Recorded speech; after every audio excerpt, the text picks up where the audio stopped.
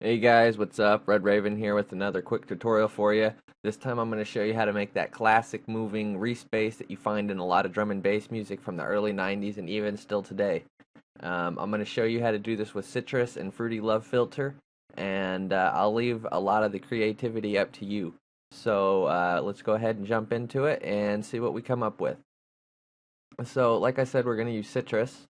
So if you don't know how to add Sytrus, you just go channels, add one, and then you go down until you find Sytrus.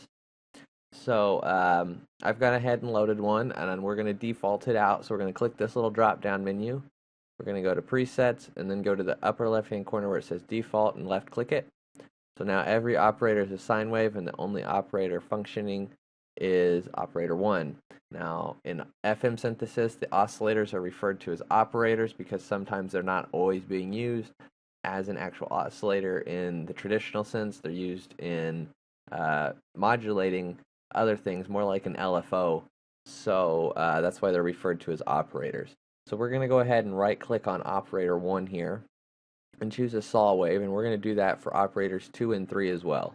Now we're only going to use 3 oscillators or operators in this patch because a lot of the old school synthesizers only came with 3 oscillators built into them, like the Juno and a lot of the Moog stuff, and a lot of the Moog stuff only had 2 oscillators actually. So we're going to go ahead and turn the outputs on the other 2 operators up, and we're going to drop operator 1 an octave by changing the frequency ratio down 1.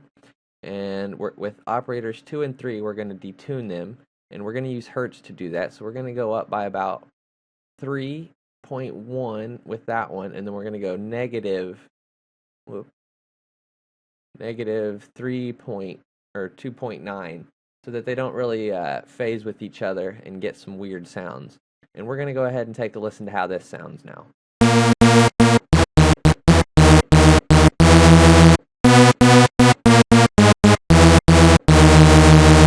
So you can hear we're already very, very, very close to that classic Reese sound.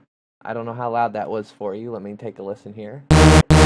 Oh yeah, that's plenty loud. So now let's get into some quick affecting and movement on this.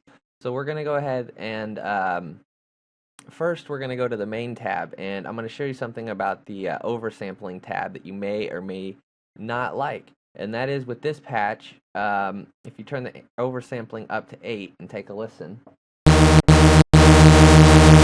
and then you turn it down, sometimes you can lose a little clarity on some of these rougher patches when you oversample it. So I go ahead and turn that off when I want a really rough sound like this. And we're going to go ahead and bring up my mixer, which I've already got set up. Ignore my microphone channel, but here's our Sytrus track, and I've gone ahead and loaded up some effects for us to use. So first we're going to EQ off some of the sub-bass frequencies, and we're going to do this by using a parametric EQ2, and we're going to right-click on the frequency 1 node and choose steep 8, and then just drop it down right about 60 to 70 hertz there, right about the top of the sub-bass range. And we're going to go ahead and play a few notes. Alright, and I'm going to go ahead and turn on some glide and polyphony of 1 with this bass, so I can just...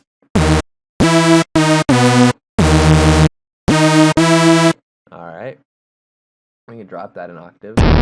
Well, no, it doesn't sound good there. So, we're going to go ahead and turn that EQ on now and take a listen. And we might have rolled out just a little too much bass. We're going to take out. There we go. And what we're going to do is we're going to now turn on a love filter. Now how this works, if you've ever used the delay bank, it's very, very similar. You have 8 separate filter units, which all have the same controls. And you can run them in either serial or parallel. And if you don't understand electric currents, that means you can run these all separate, or you could chain them together. So what we're going to do is we're going to default this out by clicking this drop-down menu, going to presets, and then default. And we're going to go to make sure the number 1 tab is selected, and on the filter type, right-click, and we're going to select a band stop, which is also called a notch filter. And what we're going to do is in the cutoff pattern 1, and if it's not set to 1, you can click it and left drag. It's just like routing to the effects chain. Dragging it up turns the pattern number up, and dragging it down lowers it. We're going to go ahead and turn it on by clicking this little button here, and we're going to make sure it's tempo synced. And I have my snap to grid on turned on for this, but you don't have to. So we're going to go ahead and zoom out here till we get about 4 bars. It only lets me slide out till there's about 3 until I get some dots drawn in here. So you can see here we have 1, 2, 3, and then the 4th bar is highlighted because that signifies the beginning of a new measure. So we're going to go ahead and create a bit of a pattern here. Nothing too fancy. And what we're going to do is right click on this last dot and select sustain loop end. And then we're going to right click on the first dot and click loop start.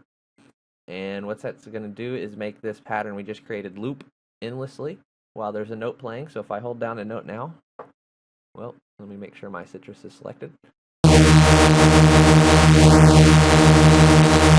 Well, my Sytrus is clipping, so let me turn that down some.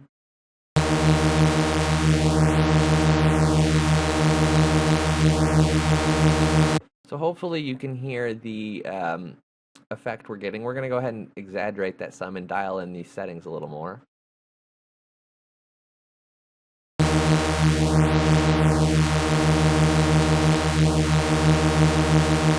Alright, and then what we're going to do is we're going to drop the volume on this filter, and we're going to route it into the next filter in the chain. So that's what these knobs here for. You can see the next, the volume, and the pan. Next routes it into the next filter, so you can route 1 into 2, but you can't route 1 into 3. You'd have to run it through 2 first. So you can have a few separate chains going if you route like 1 into 2, and then 3 into 4, you know, and then so on and so on. You can have a couple different chains going within this one mixer slot, which is very handy. It saves a lot of mixer space. So what we're going to do on this one is we're going to right click and select a band pass, and we're going to go ahead and turn the filter on by on this inbox, turning it on, and we're going to drop our cutoff a little lower, turn our resonance up quite a bit, turn our envelope up amount, and what we're going to do is jump back to the first filter section, and we're going to click this little arrow here, and we're going to copy state, and then we're going to jump back over here to the second one and paste the state, and then what we're going to do is invert it, so flip vertically, and we now have the opposite of what we did. And I'm going to go ahead and kind of move some of these nodes around. And a quick note, if you see when I move the first point in the loop, it automatically adjusts the end point so that you can have a seamless loop.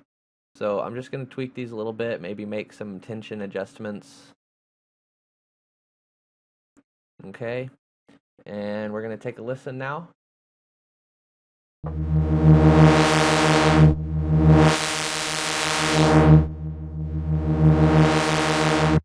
Maybe we'll start it high and then drop it low, and then maybe add a couple little points here, change it up.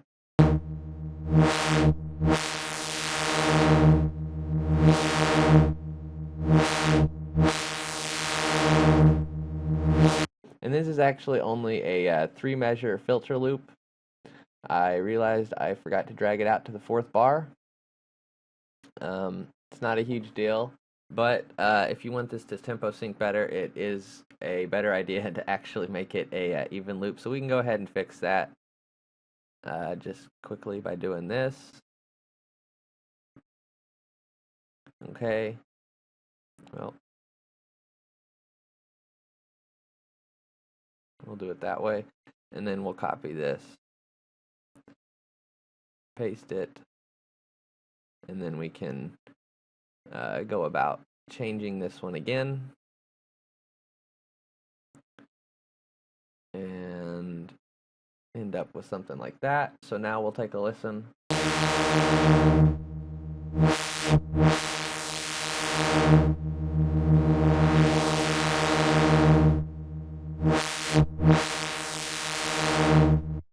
And if you adjust these filters, you can get some pretty cool stuff. So we could maybe adjust the notch filter and take a listen now.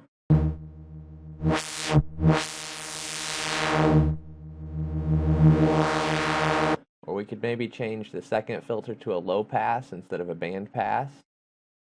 So let's go with a lime low pass here and turn the envelope up amount. Take a listen.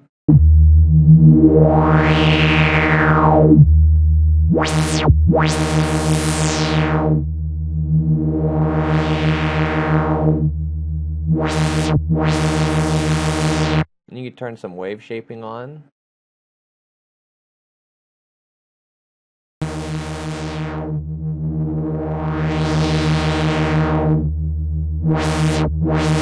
After this, you might do some compression to kind of get some more attack on the sound.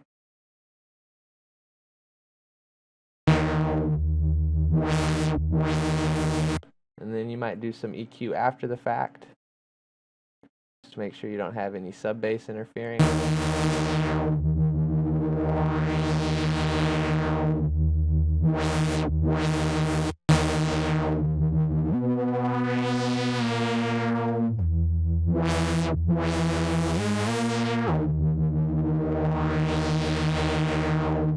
And when you layer that up with the sub bass, you have a Reese bass with a lot of movement, and you can take it even further and do a lot of processing and frequency splitting and resampling and everything, and you can get some really cool shit out of just a 3 oscillator saws, slightly slightly detuned, run through a Fruity Love filter, and maybe even some distortion. I'm just using a wave shaper in the Love filter. I don't have any fast distortions or anything on this. You could play with different filter types. In the Love filter, these buttons right here double and triple the filter amount, and then there's alternative filter cutoff and resonance available with this alternate button here. You could route to the XY pad using, if we go to like the cutoff and then you see mod X and Y, if we adjust these knobs here, you'll see that if I play a note on Sytrus,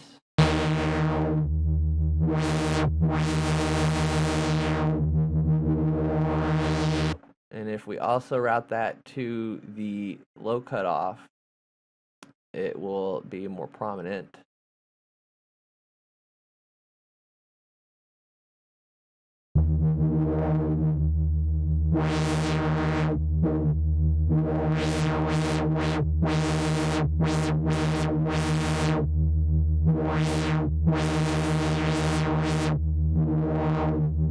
So you can add even more movement to your automations, and the cool thing about this is each one of these filters has a total of 10 patterns you can use. So you can get some really, really, really cool sounds with a shitload of movement very quickly. So hopefully you learned something from this quick tutorial, and be on the lookout for my up-and-coming Sytrus in-depth sound design tutorial. It's going to be a 7-part tutorial covering everything you need to know about Sytrus and basic and advanced sound design theory and practice. So keep an eye out for that, because it is currently in production as I make this little teaser video for it. So this is RedRaven, peace and out. Don't forget to comment, like, and subscribe. Peace.